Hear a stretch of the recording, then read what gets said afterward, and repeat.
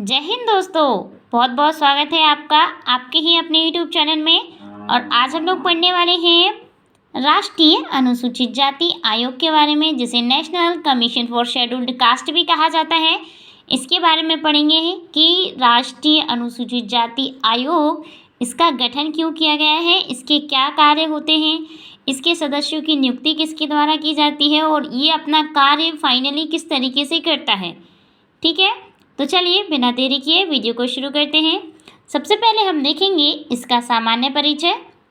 तो देखिए, भारतीय संविधान के आर्टिकल 338 यानी कि 338 में अनुसूचित जाति एवं जनजाति के लिए एक, ठीक है ना, अनुसूचित जाति और जनजाति, पहले तो हमें फाइनली किसके बारे में पढ़ना है, वैसे राष्ट्रीय अनुसूचित जाति आयोग के बारे में, लेकिन हम एक रिव्यू लेंगे राष्ट्रीय अनुसूचित जाति और जनजाति दोनों के बारे में। ठीक है, तो देखिए जैसे कि इसमें लिखा है कि भारतीय संविधान के आर्टिकल 338 में राष्ट्रीय अनुसूचित जाति एवं जनजाति के लिए एक अधिकारी की नियुक्ति का उपबंध करता है।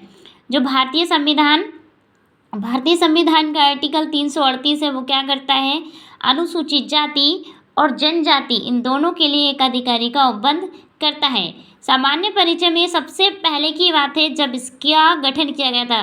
सबसे पहले बात देखेंगे कि संविधान में भी इसका उल्लेख है आर्टिकल 338 में। ठीक है, और उसे अनुसूचित जाति एवं जनजाति आयुक्त कहा जाता है। जो एक अधिकारी का उपबंध है, उस अधिकारी को क्या कहा जाता है, तो उसे अनुसूचित जाति एवं जनजाति आयुक्त भी कहा जाता है, याद रखिए। अब हम देखेंगे अनुसूचित जाति एवं जनजाति आयुक्त के कार्य, इस व्यक्ति की नियुक्ति क्यों की गई है ना। तो देखिए ये क्या करता है, तो यह अनुसूचित जाति एवं जनजाति से संबंधित सभी मामलों का निरीक्षण करता है तथा उससे संबंधित प्रतिवेदन राष्ट्रपति के समक्ष प्रस्तुत करता है। देखिए, भारतीय संविधान का आर्टिकल 338 आपसे क्या कहता है कि एक अधिकारी की नियुक्ति की जाएगी। ठीक है, और वो अधिकारी को क्या कहा जाता है, राष्ट्रीय अनुसूचित जाति जनजाति आयुक्त कहा जाता है। और वो क्या करता है कि जो राष्ट्रीय अनुसूचित जाति जनजाति से संबंधित जितनी भी बातें हैं, ठीक है ना, पूरे देश में, तो वो जैसे राज्य में है तो वो राज्य के अनुसूचित जाति जनजाति आयोग जो राज्यपाल के समक्ष प्रस्तुत करते हैं, और जो केंद्र सरकार के हैं वो राष्ट्रपति के समक्ष प्रस्तुत किए जाते हैं। ठीक है, सबसे पहले तो ये अनुसूचित जाति और जनजाति से संबंधित निरीक्षण करता है सभी बातों का। ठीक है, कोई केस जाता है तो उनका निरीक्षण होता है, फिर उसकी रिपोर्ट बनती है और वो रिपोर्ट कहाँ पे प्रस्तुत होती है, वो राष्ट्रपति के समक्ष प्रस्तुत की जाती है। देखिए, वर्ष 1978 में कैबिनेट प्रस्तावों द्वारा अनुसूचित जाति एवं जनजाति आयोग की स्थापना की गई। ठीक है, 1978 में क्या हुआ, जो कैबिनेट है, कैबिनेट के प्रस्तावों के आधार पर क्या हुआ, अनुसूचित जाति और जनजाति के आयोग की स्थापना की गई। जैसे राष्ट्रीय महिला आयोग है, राष्ट्रीय मानव अधिकार आयोग है, ठीक इसी प्रकार से जो कैबिनेट होती है, कैबिनेट के प्रस्तावों सुझाव पर क्या हुआ, अनुसूचित जाति और जनजाति के लिए क्या हुआ, एक आयोग की स्थापना कर दी गई। लेकिन बाद में 65वें संविधान संशोधन अधिनियम 1990 में, ठीक है, कौन सा संविधान संशोधन अधिनियम, याद रखिए 65वां संविधान संशोधन अधिनियम होता है 1990 में, अनुसूचित जाति एवं जनजाति के लिए एक विशेष अधिकारी के स्थान पर एक उच्च स्तरीय, ठीक है, एक उच्च स्तरीय बहुसदस्यीय राष्ट्रीय अनुसूचित जाति एवं जनजाति आयोग की स्थापना की गई। पहले जैसे कि पहले तो कैबिनेट की सिफारिशों के आधार से की गई थी पहले, जैसे कि हमने 1978 में देखा। लेकिन जब 65वां संविधान संशोधन हुआ 1990 में, तब क्या हुआ, इनके लिए संवैधानिक दर्जा प्राप्त हो गया। उसको क्या हो गया, उसको संवैधानिक दर्जा प्राप्त हो जाता है और एक अलग अलग राष्ट्रीय अनुसूचित जाति जनजाति आयोग की स्थापना हो जाती है। फिर और संविधान संशोधन होता है, हम उसको देखते हैं। देखिए, पुनः सन 2003, ये 2003 है,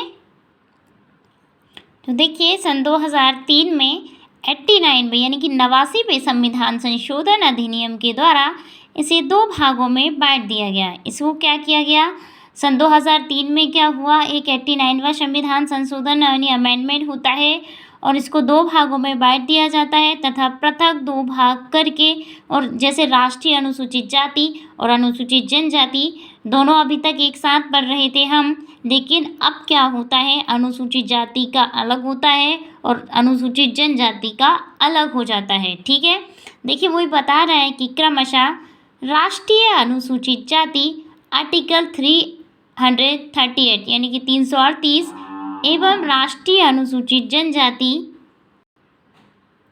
आयोग 338 का, ठीक है ना। पहले हमने जैसे अनुसूचित जाति के लिए क्या देखा, केवल 338 देखा, लेकिन अनुसूचित जनजाति के लिए क्या हो गया, 338 का आके उसमें जुड़ जाता है और इसका प्रावधान किया गया। ठीक है, देखिए 2003 में जो संविधान संशोधन हुआ, 89वां संविधान संशोधन 2003 में, इसको आपको याद रखना है क्योंकि इसके माध्यम से जो राष्ट्रीय अनुसूचित जाति आयोग था और राष्ट्रीय अनुसूचित जनजाति आयोग, ये दोनों अलग अलग कर दिए गए। ठीक है, जैसे कि जो एसटी का जो आयोग था वो अलग कर दिया गया और एससी का आयोग था वो अलग कर दिया गया। देखिए समझ में आ रहा है ना आपको, ठीक है। और यदि समझ में आ रहा हो तो प्लीज़ दोस्तों कमेंट ज़रूर कीजिएगा, और समझ में नहीं आ रहा हो तब भी कमेंट कीजिए ताकि मुझे पता चल सके कि मैं कहाँ गलती करती हूँ आपको पढ़ाने में। ठीक है, देखिए सन 2004 में पृथक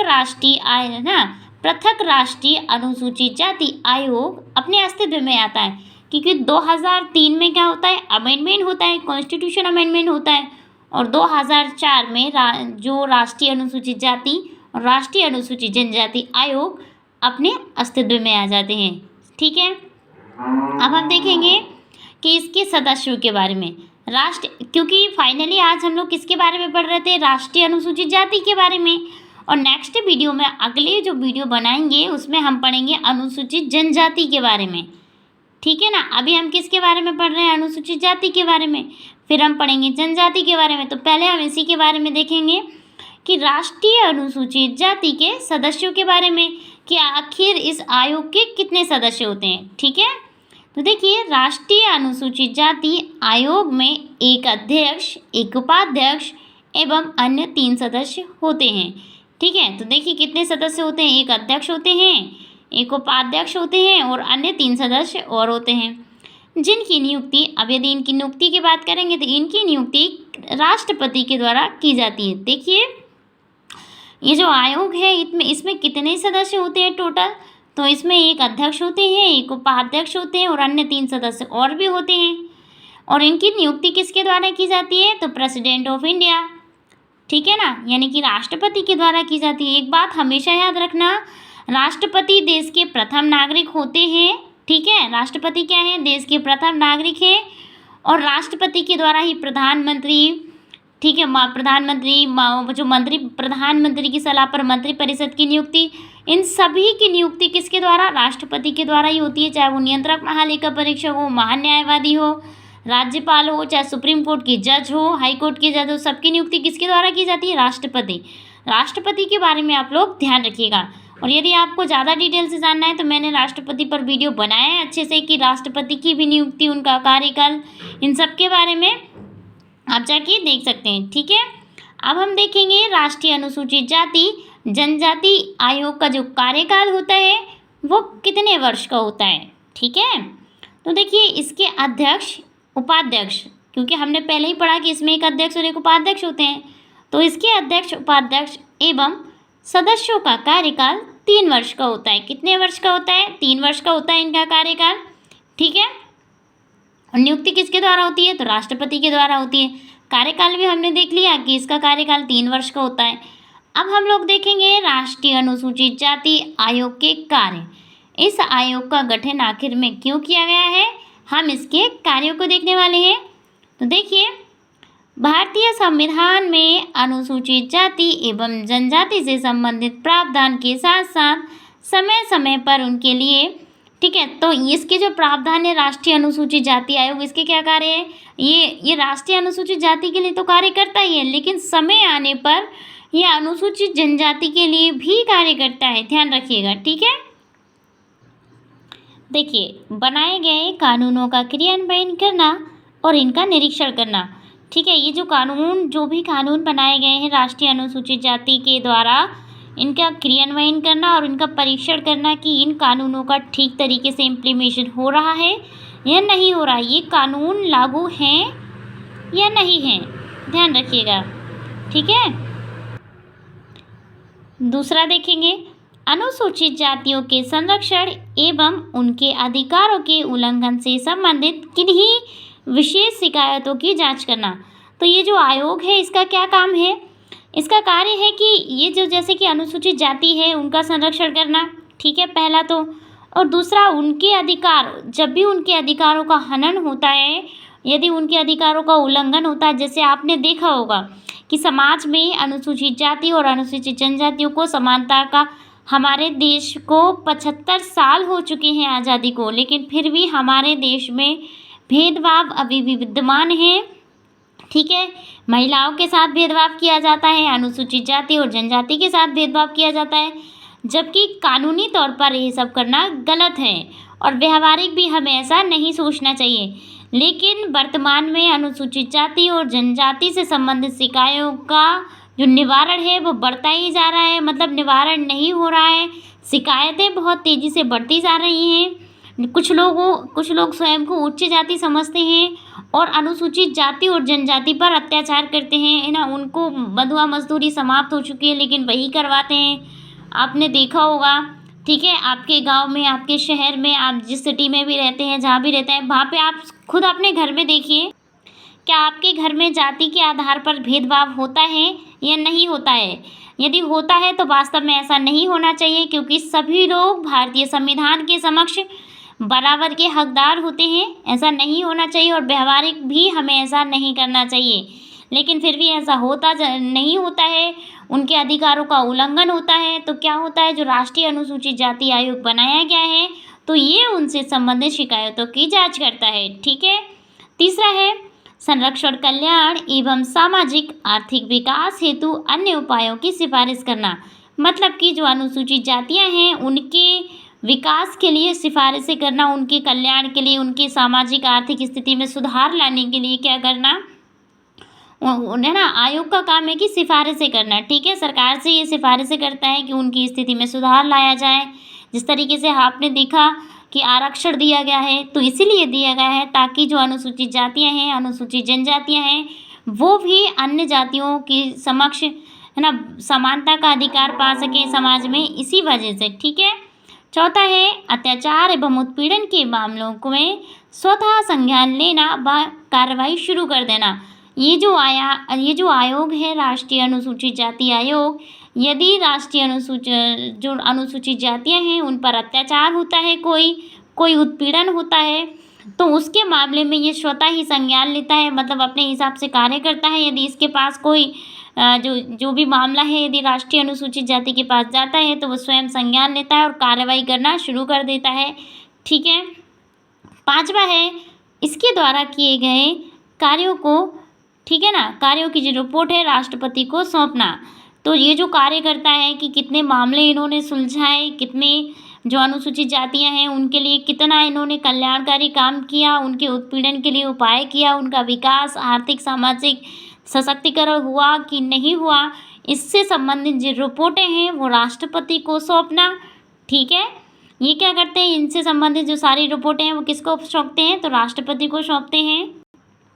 तो ये हम लोगों ने देखा राष्ट्रीय अनुसूचित जाति के जो आयोग है, तो आयोग का यही कार्य होता है। ठीक है, अनुसूचित जो जातियां हैं उनके लिए समाज में उच्च स्थान प्राप्त करने के लिए, उन्हें सामाजिक आर्थिक सशक्तिकरण हो, उन पर जो अत्याचार हो रहा है उसकी जांच हो, राष्ट्रपति को प्रतिवेदन भी देते हैं, उनका संरक्षण होना चाहिए अनुसूचित जातियों का, उनके जो उत्पीड़न हो रहा है उससे मामलों का खुद ही जांच करता है, ये खुद अधिकारों को, जो राष्ट्रीय अनुसूचित जातियां हैं उनके अधिकारों का उल्लंघन हो रहा है उसकी जांच करना। ठीक है।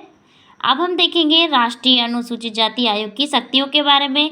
ये सब हमने उसके कार्यों को देखा कि राष्ट्रीय अनुसूचित जाति आयोग के क्या कार्य होते हैं। देखिए, अब हम बात करेंगे राष्ट्रीय अनुसूचित जाति आयोग की शक्तियों के बारे में। तो देखिए, राष्ट्रीय अनुसूचित जाति आयोग को सिविल कोड की सभी शक्तियां प्राप्त हैं। मतलब जो सिविल कोड दो होते हैं, क्रिमिनल कोड होता है, एक सिविल कोड होता है। तो राष्ट्रीय अनुसूचित जाति आयोग को जो सिविल कोड को जो शक्तियां प्राप्त होती हैं ना, वो सभी शक्तियाँ सिविल कोड की भांति राष्ट्रीय अनुसूचित जाति आयोग को प्राप्त है ना। और ये सभी शक्तियाँ प्राप्त हैं इसको, तो ये जैसे अब हम देखेंगे कि कौन कौन सी शक्तियाँ हैं जो राष्ट्रीय अनुसूचित जाति आयोग को प्राप्त हैं। वैसे तो इसने नॉर्मली बताया है कि राष्ट्रीय जो अनुसूचित जाति आयोग है उसको सिविल कोड की शक्तियाँ प्राप्त हैं। देखिए, जैसे भारत सरकार के किसी भी भाग में किसी व्यक्ति को सम्मान जारी कराना। यदि किसी व्यक्ति को सम्मान नहीं मिलता है समाज में, किसके आधार पर, यदि वो उसको कहा जाता है कि आप शेड्यूल्ड कास्ट हो, है ना, यानी कि अनुसूचित जाति के हो, तो आपको सम्मान नहीं मिलेगा। सम्मान कैसा, मतलब समाज में उनके साथ अच्छे से बात नहीं करना, उन्हें रोज़गार नहीं देना, ऊंच नीच का भेदभाव करना, ठीक है ना, छुआछूत, जो अनटचेबल की जो भावनाएं हैं वो यदि है, तो राष्ट्रीय अनुसूचित जाति आयोग के पास शक्ति है कि उसको समाज में सम्मान जारी कराए, उसको सम्मान दिलाए, कि समाज को समझाने का प्रयास करे, है ना। दूसरा है किसी साक्ष्य की खोज करना एवं उसे पेश करना। इसके पास ये शक्ति है कि राष्ट्रीय अनुसूचित जाति आयोग के यदि कोई मामला है तो ये खुद उसकी जांच कर सकता है, उसके लिए सबूत ढूंढ सकता है, ठीक है, और वो राष्ट्रपति को देता है, राष्ट्रपति कोर्ट में पेश करते हैं उसको, ठीक है। समझ में आया आपको कि कोई भी साक्ष्य पेश कर सकता है, पहले उसको ढूंढेगा, इसके बाद पेश करेगा। तीसरा है शपथ पत्र पर साक्ष्य ग्रहण कराना। ये शपथ पत्र भी बनवा सकते हैं और उस पर साक्ष्य भी ग्रहण करवा सकते हैं कि हाँ, मतलब कि राष्ट्रीय अनुसूचित जाति आयोग से मतलब जो भी उनके साथ हुआ है वो एक कागज़ पर लिखवा सकते हैं और वो राष्ट्रपति के समक्ष पेश करेंगे या सुप्रीम कोर्ट, हाई कोर्ट में पेश करेंगे, ठीक है ना। इसको कहते हैं शपथ पत्र पर ग्रहण, है ना। चौथा है किसी न्यायालय या, ठीक है ना, किसी न्यायालय या कार्यालय से लोक अभिलेख या उसकी प्रति को सम्मान प्राप्त कराना, ठीक है ना। मतलब राष्ट्रीय अनुसूचित जाति आयोग से संबंधित कोई भी निकाय है तो उसको सुप्रीम कोर्ट के द्वारा क्या है, उसकी प्रति को सम्मान प्राप्त कराना। पांचवा है राष्ट्रपति द्वारा विधि के माध्यम से निर्धारित कोई अन्य मामला। यदि राष्ट्रपति के द्वारा निर्धारित कोई अन्य मामला है और यदि राष्ट्रपति कहते हैं कि ये मामला अनुसूचित जाति आयोग को सौंप दिया जाए, ठीक है, कि उसकी जांच करेंगे, तो ये भी कार्य राष्ट्रीय अनुसूचित जाति आयोग कर सकता है। अब हम लोग देखेंगे कि राष्ट्रीय अनुसूचित जाति आयोग तो जांच करता है, लेकिन लास्ट में फाइनली डिसीजन कैसे होता है। तो देखिए, किसी भी मामले में सर्वप्रथम राष्ट्रपति को रिपोर्ट प्रस्तुत करते हैं। ये क्या करते हैं, सर्वप्रथम जो अनुसूचित जाति आयोग के जो सदस्य होते हैं किसी भी मामले में सबसे पहले राष्ट्रपति को रिपोर्ट दे देते हैं, इससे संबंधित जो भी सबूत इन्होंने इकट्ठे किए हैं, जो भी जिस भी मामले में, ठीक है। और राष्ट्रपति इस रिपोर्ट को संसद के प्रत्येक सदन के समक्ष प्रस्तुत करता है। अब ठीक है ना, राष्ट्रपति क्या करते हैं, ये जो रिपोर्ट आती है अनुसूचित जाति आयोग की तरफ से, इसको संसद के प्रत्येक सदन के समक्ष रखते हैं। अब संसद में कितने सदन होते हैं, देखिए, एक लोकसभा होता है जिसको निम्न सदन कहा जाता है, एक राज्यसभा होती है जिसको उच्च सदन कहा जाता है। ध्यान रखिए, राज्यसभा का कभी भी विघटन नहीं होता है, ठीक है। और भारतीय संविधान के किस आर्टिकल में संसद के बारे में दिया गया है, तो आर्टिकल 79 में संसद के बारे में दिया गया है ना, 79 में, जिसमें लोकसभा और राज्यसभा दोनों से मिलकर संसद बनती है। राष्ट्रपति क्या होते हैं, राष्ट्रपति संसद के अभिन्न अंग होते हैं। तो राष्ट्रपति, लोकसभा और राज्यसभा तीनों से मिलकर संसद बनती है। यदि आपको संसद से संबंधित या फिर लोकसभा, राज्यसभा, राष्ट्रपति से संबंधित कोई भी वीडियो देखना है तो आप जाके देख सकते हैं, मैंने वीडियो बनाया है, ठीक है। तो ये जो रिपोर्ट होती है, हम बात कर रहे हैं राष्ट्रीय अनुसूचित जाति आयोग पे, तो ये जो राष्ट्रीय अनुसूचित जाति आयोग है ये रिपोर्ट को संसद के समक्ष प्रस्तुत करते हैं, ठीक है। और इसके बाद संसद डिसीजन लेती है, सुप्रीम कोर्ट, हाई कोर्ट के पास जाती है और इस तरीके से मामले को, ठीक है ना, मामले का जो निपटारा है वो किया जाता है। तो देखिए, ठीक इसी प्रकार जैसे ये तो राष्ट्र के मामले हुए हैं, यदि किसी राज्य में ऐसा होता है तो राज्य से संबंधित जो रिपोर्ट है राज्यपाल के समक्ष जाती है और राज्यपाल इस रिपोर्ट को राज्य के विधानमंडल के समक्ष प्रस्तुत करते हैं, ठीक है। और फिर विधानमंडल ही डिसीजन लेता है, फैसला लेता है, सुप्रीम कोर्ट के पास जाता है, फिर सुप्रीम कोर्ट, हाई कोर्ट या फिर संसद, विधानमंडल ही इसका निर्णय और फैसला लेते हैं, ठीक है। तो देखिए दोस्तों, ये हम लोगों ने देखा राष्ट्रीय अनुसूचित जाति आयोग के बारे में। इसके बारे में जितनी भी बातें इसमें मैंने बताई हैं, आप कोई भी एग्ज़ाम दे रहे हो, चाहे वो यूपीएससी का हो, यूपीएससी, सीएससी, चाहे वो किसी भी स्टेट का हो या फिर किसी कॉलेज के एग्ज़ाम के लिए आप दे रहे हो, पढ़ाई कर रहे हो, उसमें राष्ट्रीय अनुसूचित जाति आयोग से एक भी क्वेश्चन इस लेक्चर से बाहर नहीं जाएगा, ठीक है ना। बशर्ते आप इस लेक्चर को यदि एक बार समझ में नहीं आता है तो आप 2 बार देखिए, क्योंकि किताबें सबके पास होती हैं और स्टडी भी सभी करते हैं, लेकिन सिलेक्शन उन लोगों का होता है जो बार बार चीज़ों को पढ़ते हैं, जिनको चीज़ें अच्छे से समझ में आ जाती हैं। और चीज़ें अच्छे से तभी समझ में आती हैं जब हम उनको बार बार पढ़ते हैं, ठीक है ना दोस्तों। यदि आपको वीडियो अच्छा लगा हो तो प्लीज़ दोस्तों वीडियो को लाइक कीजिए, चैनल को सब्सक्राइब कीजिए। मिलते हैं अगले वीडियो में, तब तक के लिए जय हिंद, जय भारत, थैंक यू।